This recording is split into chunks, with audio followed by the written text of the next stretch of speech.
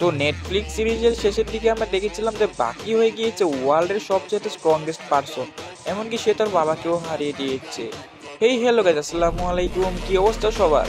আর আজকে আমরা এক্সপ্লেনেশন করব আপনাদের জন্য বাকি হান্না সিরিজের সিজন 5। এজন্য আজকের এপিসোডটি শুরু করার আগে প্রথমে আপনারা সকলে ভিডিওতে একটি করে লাইক এবং চ্যানেলে নতুন হলে সাবস্ক্রাইব করে আমাদের সঙ্গে থাকবেন।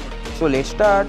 তো এপিসোডের শুরুতে আমরা দেখতে পাই যে বাকি হয়ে গিয়েছে ওয়ার্ল্ডের সবচেয়ে স্ট্রংগেস্ট পারসন। বাকি সেখানে তার ট্রেনিং কন্টিনিউ করতেছিল, যেখানে সিঁড়ির নিচে থেকে উপরে নয় বরং উপর থেকে নিচে যেতে হবে, তাও আবার রানিং করা অবস্থায়। এবং বাকি সেখানে চিন্তা করছিল যে অনেকবারই তো আমি এই ট্রেনিংটা করেছি, যেখানে সিঁড়ি থেকে উপরে উঠতে হয়, কিন্তু আমি এখন সম্পূর্ণ অপোজিট সাইডে আমি রানিং করব। কিন্তু আমাকে একটি জিনিস অবশ্যই খেয়াল রাখতে হবে, আমি যেন কোনোভাবেই এখান থেকে নিচে না পড়ে যাই। তারপর বাকি সেখানে রান করতে শুরু করে এবং আমরা সেখানে বাকির ফেস দেখে ভালোইভাবেই বুঝতে পারি বাকি সেখানে অনেক ভয় পেয়েছিল। বাকি সেখানে বলে যে তাকে এত স্পিডে রান করতে হবে যাতে তার যে পড়ার স্পিড রয়েছে তার থেকে তার রান করার স্পিডটা বেশি হয়ে যায়। বাকি তখন সেখানে তার ফুল স্পিড ব্যবহার করে রান করতেছিল, কিন্তু এক পর্যায়ে সে সেখান থেকে পড়ে যেতে থাকে এবং ফাইনালি এখানে কোনোভাবেই বাকি অনেক কষ্ট করে এখানে সিঁড়ি থেকে নিচে নেমে যায়। বাকি তখন চিন্তা করে, তো দুনিয়ার সবচেয়ে শক্তিশালী মানুষ হওয়ার পর আমি এখন আমার লাইফটাকে নিয়ে বোর ফিল করছি। অন্যদিকে আমাদেরকে একজন রেসলারকে দেখানো হয় যার নাম ছিল ব্রক লেসলার। আর ব্রক লেসনার গত 7 বছর ধরে ইউএফসি এমএমএ চ্যাম্পিয়ন, আর এজন্য সে তার নিজের লাইফটা নিয়ে বোর হয়ে গিয়েছে, কারণ সেখানকার কোনো ফাইটারই ব্রক লেসনারকে হারাতে পারেনি। আর এইভাবে টাকা জিততে জিততেও সে নিজের জীবনটাকে বোরিং ফিল করছে। আর তার আজকের ব্যাটেল হবে অন্য আরেকজন ইউএফসি চ্যাম্পিয়নের সাথে। তাহলে আজকের ফলাফলটা কি হবে, চলুন গিয়ে আমরা দেখে আসি। সো এখানে ফাইনালি তাদের দুজনের মধ্যে ব্যাটেল শুরু হয় এবং ব্যাটেলের প্রথমেই ওই ফাইটার ব্রক লেসনারের উপরে পাঞ্চ করে, কিন্তু ব্রক লেসনার যখন তার উপর পাল্টা আক্রমণ করে সে এক পাঞ্চেই সেখানে নক আউট হয়ে যায় এবং ফাইনালি ব্রক লেসনার তাকে একটি স্পেশাল মুভ ব্যবহার করে সেখানে হারিয়ে ফেলে। মানে আমাদের আজকেও ব্রক লেসনারই সেই ফাইটটিকে জিতে ফেলেছে। কিন্তু সেই ফাইটার তখনও সেখানে হার মানতে রাজি ছিল না। কিন্তু সেই ফাইটারের অবস্থা তো সেখানে অনেক খারাপ ছিল, যার কারণে রেফারি বাধ্য হয়ে সেখানকার ম্যাচ থেকে এলিমিনেট করে দেয়। আর আমাদেরকে জানানো হয় যে আজকেও সেই ম্যাচটির উইনার আমাদের একজনই, আর সেটা হলো ব্রক লেসনার। সো এখানে অনেক সাংবাদিক চলে এসেছিল বা রিপোর্টার চলে এসেছিল ব্রক লেসনারের ইন্টারভিউ নেওয়ার জন্য। সো ব্রক লেসনার বলে, আমি আমার লাইফটা নিয়ে অনেক বোর হয়ে যাচ্ছি, সো আমার এখন লাগবে এক্সাইটমেন্ট, আর এই এক্সাইটমেন্টের জন্যই আমি জাপান যাচ্ছি, কারণ জাপানে রয়েছে ওয়ার্ল্ডের সবচেয়ে স্ট্রংগেস্ট পারসন, মানে সে বাকির কথা বলছে।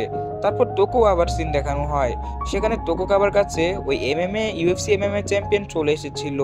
তোকো কাবা বলে, সম্পূর্ণ দুনিয়াতে তো তোমার অনেক নাম ডাক রয়েছে, তাহলে তুমি কেন এই আন্ডারগ্রাউন্ড ব্যাটেলে এখানে যোগদান করছো, যেটা সম্পূর্ণ আনঅফিসিয়ালি ভাবে এখানে অর্গানাইজ হয়ে থাকে। আর আমরা সকলে কিন্তু জানি তোকো কাবাই কিন্তু এই সকল আনঅফিসিয়াল ম্যাচগুলো এখানে অর্গানাইজ করে থাকে। তো সেখানে ব্রক লেসনার রিপ্লাই করে যে সে টিভিতে ফাদার ভার্সেস সনের সম্পূর্ণ ব্যাটেলটি দেখেছে, আর সে ওই ব্যাটেল দেখার মাধ্যমে প্রথমবারের মতো বুঝতে পেরেছে যে লড়াইয়ের মধ্যে কোনো একটি এক্সাইটমেন্ট রয়েছে, আর সে সেটাকেই ফিল করতে চায়। তোকুগাবা তখন বলে, তো তুমি বাকির সঙ্গে লড়াই করতে যাচ্ছ, কিন্তু তুমি কি তার সঙ্গে জিততে পারবে? ব্রক লেসনার তখন বলে, হ্যাঁ কেন না, আর আমি কিন্তু প্রশান্ত মহাসাগর পাড়ি দিয়ে এখানে একটা উদ্দেশ্যে এসেছি, আর সেটা হলো বাকিকে হারাতে। তোকুগাবা তখন বলে, তুমি কি জানো এই সকল ব্যাটেলের জন্য কিন্তু তুমি 1 পয়সাও পাবে না, আর তুমি তো ওই সকল ফাইটের জন্য অনেক টাকা পেতে যেখান থেকে তুমি চলে এসেছো। তখন সে বলে, আমি টাকাই না পেলাম কিন্তু আমি স্ট্রংগেস্ট ওয়ানের টাইটেল তো পাবো, এটাই আমার জন্য অনেক। এজন্য আপনি একটা কাজ করুন, আজকে রাত্রে আমার সঙ্গে বাকির ব্যাটেলটা এখানে ঘোষণা করে দিন, আর আমার ফিজিক্যাল স্ট্রেংথ অনেক ভালো রয়েছে, আমি আজকে রাত্রেই ব্যাটেল করতে পারবো। তোকুগাবা তখন বলে, আচ্ছা তাহলে ডান, আজকে রাত্রেই বাকি তোমার সঙ্গে ব্যাটেল করবে। তারপর আমরা দেখতে পাই যে এখানে ব্যাটেল শুরু হতে চলেছে, আর যেখানে আমাদের ব্রক লেসনার সম্পূর্ণ প্রস্তুতি নিয়ে চলে এসেছে। এখানে এরিনাতে অডিয়েন্সটা চিল্লাতে শুরু করে যে বাকি কখন আসবে, আর ফাইনালি তারা বাকির শেডও দেখতে পায়, আর আমরা দেখতে পাই যে বাকিও এরিনাতে চলে এসেছে। বাকিকে দেখতে পেয়ে সেখানে ব্রক লেসনার সম্পূর্ণ অবাক হয়ে যায়, কারণ সে হলো ইউএফসি চ্যাম্পিয়ন, আর তার সামনে তার ফাইটার এমন একজন দাঁড়িয়ে আছে যে কিনা উচ্চতার দিক দিয়ে তার মাত্র শরীরের অর্ধেক। হ্যাঁ, আর বাকির উচ্চতা তো এখানে আমাদের ব্রক লেসনারের অর্ধেকই ছিল। সো এখানে ব্রক লেসনার বলতেছিল যে এটা ওই ছেলেটাই যাকে আমি টিভিতে দেখেছিলাম, কিন্তু আমি কখনো চিন্তাও করতে পারিনি যে তার হাইট আমার হাইটের অর্ধেক হবে, তাহলে সে আমাকে কিভাবে হারাতে পারবে। কিন্তু সে বাকির ভিতরে অনেক ভয়ঙ্কর একটি মনস্টারের ফিল পায়, যেটা সে এর আগে কখনো পায়নি, এবং সে বুঝতে পারে বাকি সেখানে সাধারণ কোনো ছেলে নয়, এবং সে বাকিকে ভালোভাবে দেখতে শুরু করে, তার শক্তি সম্পর্কে আন্দাজা নিতে শুরু করে যে তার ভিতরে কি প্রকার শক্তি থাকতে পারে। এবং ফাইনালি সে বাকির শরীরে অনেকগুলো আঘাতের নিশান খুঁজে পায় এবং সেই ব্রক লেসনার বুঝতে পারে বাকি এর আগে অনেক ভয়ঙ্কর ব্যাটেল লড়াই করেছে, যার কারণে তার শরীরে এরকম চিহ্ন রয়ে গিয়েছে। এছাড়াও সে বাকির ভিতর থেকে যে একটি মনস্টারের ফিল পাচ্ছিল, সেটা ক্রমাগত অন্য একটি মনস্টারে পরিবর্তন হয়ে গিয়েছে, যেটা দেখে ব্রক লেসনার বলতেছিল এটা কি ছোট্ট একটি বাচ্চা নাকি আসলে একটা মনস্টার, তার ভিতরে এতগুলো মনস্টার কিভাবে আছে। আর এখানে সে বাকির ব্যাপারে আরো রিসার্চ করতে থাকে এবং সে ভাবে ওর সঙ্গে আমি কিভাবে এখন ব্যাটেল লড়তে পারি। এবং তখনই তাদের মাঝখানে যে টোকো বাবার রেফারি ছিল সে চলে আসে এবং সে তাদেরকে জানায় আপনারা আপনাদের শরীরের সকল অঙ্গ প্রত্যঙ্গ ব্যবহার করতে পারবেন, কিন্তু কোনো প্রকার ওয়েপেন ব্যবহার করতে পারবেন না। আর তখনই সাইডের থেকে একজন মানে আমাদের টোকো কাবা তখন বলে, হ্যাঁ এখানে তোমরা সবকিছু ব্যবহার করতে পারবে, কিন্তু ওয়েপেন কিন্তু ভুলেও ব্যবহার করবে না। অন্যদিকে এরিনাতে সকল মানুষে ব্রক লেসনার নাম নিয়ে চিল্লাতে শুরু করে, মানে তারা সকলে ব্রক লেসনারকে চিয়ার করতে থাকে। এখানে ব্রক লেসনার নিজেও বুঝতে পারে যে তারা সকলেই জানতো যে বাকি ম্যাচটি জিতবে, তারপরেও তাকে উৎসাহিত করার জন্য মূলত সবাই তার নামে এখানে স্লোগান দিচ্ছে। এজন্য ব্রক লেসনার সেখানে চিন্তা করে তাকে যে করেই হোক বাকিকে হারাতে হবে এবং সকলের এই ভুলটা দূর করতে হবে।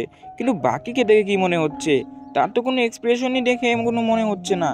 আর আমরা দেখতে পাই যে বাকি সেখানে চুপচাপ দাঁড়িয়ে ছিল এবং ফাইনালি সেখানে যে বেল ছিল সেটা বাজিয়ে দেওয়া হয় এবং বেল বাজানোর মাধ্যমে তাদের ফাইটটি এখানেই শুরু হয়ে যায়। আর ব্রক লেসনার তখন বাকিকে ফাইট করার জন্য ডাকে, কিন্তু বাকি তো সেখানে মুড সম্পূর্ণ অন্যদিকেই ছিল। আর ব্রক লেসনার তখন বারবার বাকির এই যে এক্সপ্রেশন রয়েছে সেটা দেখতেছিল। আর সেখানে এরিনাতে অনেক লোকেরা চিল্লাচ্ছিল তাদের ফাইট দেখার জন্য, এবং এটা কোনো যেহেতু বক্সিং রিং নয় এজন্য ব্রক লেসনারকে সাবধানে থাকতে হবে। আর বাকি তখন ব্রক লেসনারের দিকে অগ্রসর হতে থাকে, কিন্তু তখনও বাকির মুখে কোনো এক্সপ্রেশন ছিল না। আসলে একজন মানুষ যখন বিচে থাকে তখন তার মনের মধ্যে যেরকম একটা শান্তি থাকে, বাকিকে দেখে ঠিক এরকমই মনে হচ্ছিল। ব্রক লেসনার তখন ভালো করেই বুঝতে পারে যে বাকি তাকে কোনো অপোনেন্টই মনে করছে না, আর বাকি সেখানে চুপচাপ ব্রক লেসনারের দিকে শুধু তাকিয়েছিল। আর এটা তো হওয়ারই কথা, কারণ বাকি একটু আগেই তো ইউজিরো হান্নাকে হারিয়েছে। আর এখানে যে ব্রক লেসনার বাকির সামনে কি বা টিকবে। তারপর ব্রক লেসনার বাকির উপরে তার কিক ব্যবহার করে, কিন্তু বাকি খুবই সহজে সেখান থেকে বেঁচে যায়। সে তার স্টেজ পাঞ্চ বাকির উপরে ব্যবহার করে, যেটা থেকে বাঁচা খুবই মুশকিল, কিন্তু বাকি সেটাকে ডস করে ফেলেছে। তারপর বাকি সে ব্রক লেসনারের মাথাটিকে নিজের হাতের মাধ্যমে ধরে ফেলে। ব্রক লেসনার সেখান থেকে নিজেকে ছাড়ানোর চেষ্টা করে, কিন্তু সে ছাড়াতে পারে না। সে আমাদেরকে জানায় যে তখন তার এরকমটা ফিল হচ্ছিল যেন 190 কেজি ওজনের কোনো একটি জিনিস তার মাথার মধ্যে এখানে পড়ে গিয়েছে, যার কারণে সে তার মাথাটিকে সেখানে মুভ করাতে পারে না। এমনকি তার যে ব্রেন ছিল সেটাও সে মুভ করাতে পারে না, তার মাথার ভিতরে ব্রেনটা এমনিতেই নড়াচড়ি করছিল। আর তারপর আমাদেরকে ওই ব্রক লেসনার বলতে থাকে যে ফাইনালি তখন আমার আর মনের মধ্যে কিছুই থাকে না, আমার তখন ব্রেন সেখানে ঘুরতে শুরু করে এবং সামনে কি হয় এটা আমি আপনাদেরকে আর কিছু বলতে পারলাম না। আর আমাদেরকে তখন আবারও মানে যেখানে ফাইট হচ্ছিল সেখানে নিয়ে আসা হয় এবং আমরা দেখতে পাই সেখানে ব্রক লেসনার খুবই খারাপভাবে হেরে গিয়েছে এবং তাকে ট্রিটমেন্টের জন্য নিয়ে যাওয়া হচ্ছিল। আর বাকি সেখান থেকে খুবই বেটাস ভাবে চলে যাচ্ছিল। তারপর কিছুদিন পরের সিন দেখানো হয় যেখানে ওই ব্রক লেসনার বিচে ঘুরতে গিয়েছে। সেখানে সে আমাদেরকে বলে বাকির সঙ্গে ফাইট করে আমি যেমনটা বুঝতে পারলাম বাকি আসলেই খুবই অসাধারণ মানুষ, কারণ সে চাইলে আমাকে সেখানে অপমান করতে পারতো। সে আমার সঙ্গে খুবই সিরিয়াসলি ভাবে ফাইট করেছে যদিও আমি অনেক দুর্বল ছিলাম, অর্থাৎ সে এখানে এমনভাবে এডিট করেছে যাতে আমার সম্মানের সেখানে কমতি না হয়। আর এখানে আমাদের বাকি ডো মাঙ্গার এই প্রথম এপিসোডটি শেষ হয়ে যায়। সো পরবর্তী এপিসোডে আমরা জানতে পারবো যে আমাদের এই সিরিজের মেইন ক্যারেক্টার মানে মুজাশি ইয়ামাটো সম্পর্কে। সো এর পরবর্তী এপিসোডটি পেতে হলে অবশ্যই আপনাদের এই এপিসোডে সাপোর্ট দেখাতে হবে। সো আপনারা যারা যারা বাকি ফ্যান রয়েছেন অবশ্যই সকলে আজকে যেন কমেন্ট করেন, সকলের জন্য আমি কমেন্ট বক্সে আপনাদের কমেন্ট পাই। সো দেখা হবে পরবর্তী কোনো ভিডিওতে, আর আজকের মতো আপনাদের সবাইকে জানাই গুড বাই।